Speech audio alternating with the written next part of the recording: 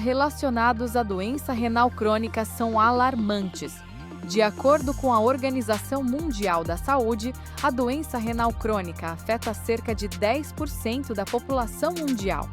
No Brasil, estudos apontam um índice de 6,7% entre adultos, triplicando em indivíduos com 60 anos ou mais.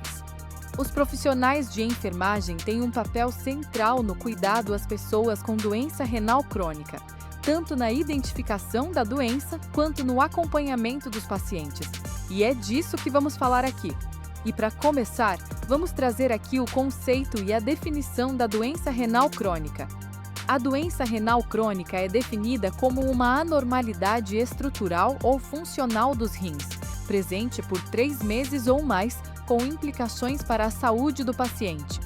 Essas anormalidades podem se manifestar por redução persistente da TFG, a taxa de filtração glomerular que mede a eficiência dos rins em filtrar o sangue, para valores abaixo de 60 ml por minuto por 1,73 m² de superfície corpórea, por 3 meses ou mais.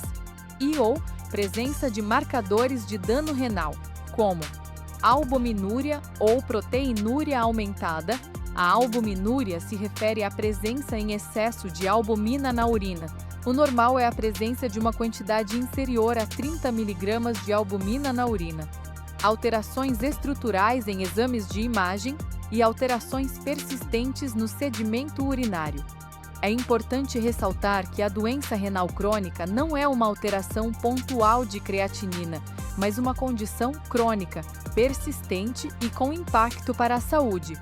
Conforme definido pela CADIGO, uma organização global que desenvolve diretrizes clínicas voltadas a pacientes com doenças renais, a doença renal crônica pode se dar em 5 estágios, de acordo com a taxa de filtração glomerular e a taxa de excreção de albumina. Veja na sua tela a matriz de risco CADIGO. À medida que a taxa de filtração glomerular diminui, o estágio da doença se torna mais grave, aumentando o risco de complicações e a necessidade de acompanhamento especializado. Isso se dá especialmente nos estágios G4 e G5. Para enfermeiros e técnicos de enfermagem, essas informações são fundamentais, pois mostram que a doença é uma condição crônica e progressiva, e não um achado isolado de exame. A doença não tem cura, porém tem controle da sua progressão. Um maior conhecimento dos estágios ajuda ainda a entender o quadro clínico e as necessidades de tratamento dos pacientes.